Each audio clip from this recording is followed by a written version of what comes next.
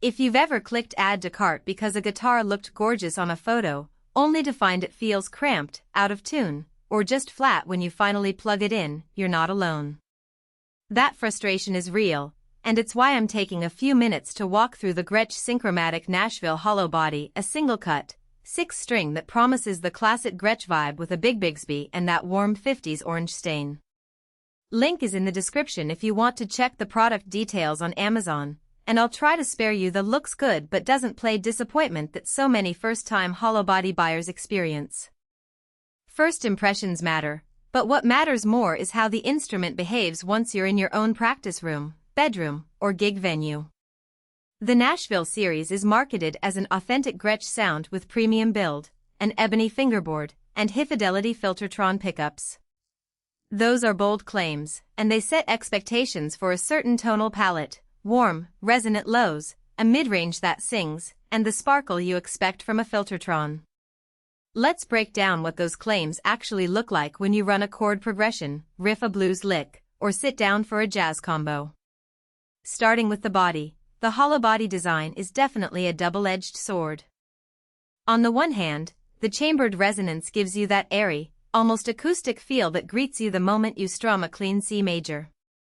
In my test session, the guitar's sustain was surprisingly generous for a fully hollow instrument. I could hold a note for nearly 20 seconds before it faded, which is a nice surprise if you plan to do solo work or need that lingering note in a ballad. However, that same openness can be a drawback in high-gain settings. When you crank an overdrive pedal, the feedback can start to swirl at lower volumes than a solid body would tolerate. If you're a metal or hard rock player who relies on tight, aggressive attack, you'll need to be mindful of stage positioning and possibly use a feedback suppressor pedal to keep the resonances in check. The big visual feature here is the Bigsby tailpiece. For many players, the Bigsby is a nostalgic nod to the 50s and 60s vibes you hear on classic rockabilly tracks. In practical terms, the vibrato arm adds a subtle, yet distinct, pitch-shifting ability that's smoother than a standard tremolo bar. I found it works best for gentle warbles and dive bombs that sit within the instrument's natural tonal sweet spot. Think of a slow, bluesy bend or a surf-style wall-like effect. The trade-off? The Bigsby can be a bit finicky to keep in tune after heavy whammy use.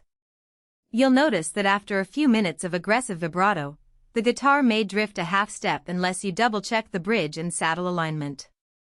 For studio players who want consistency, that could mean spending an extra few minutes on setup before each session. Now on to the neck and fingerboard.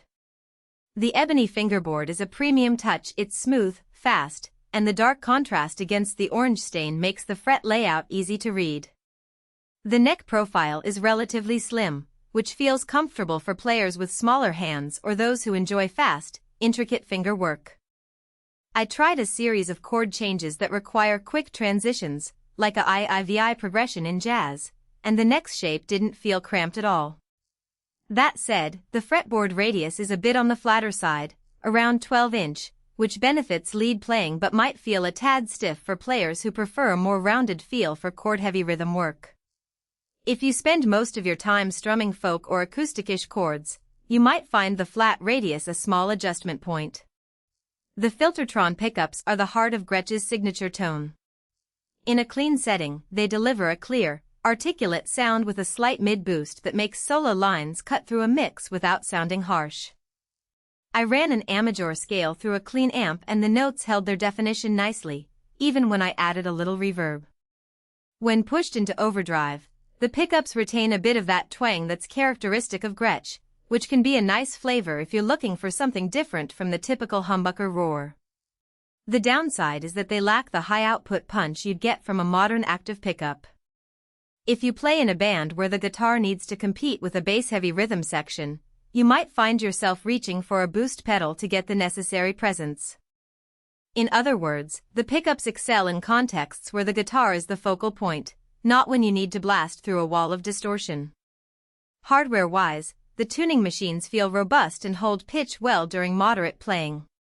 The bridge is solid, but because the instrument is fully hollow, there's a bit more give under the strings, which can translate into slightly looser feel when string tension changes.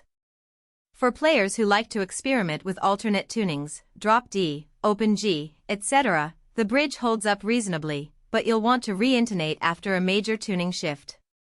The included accessories.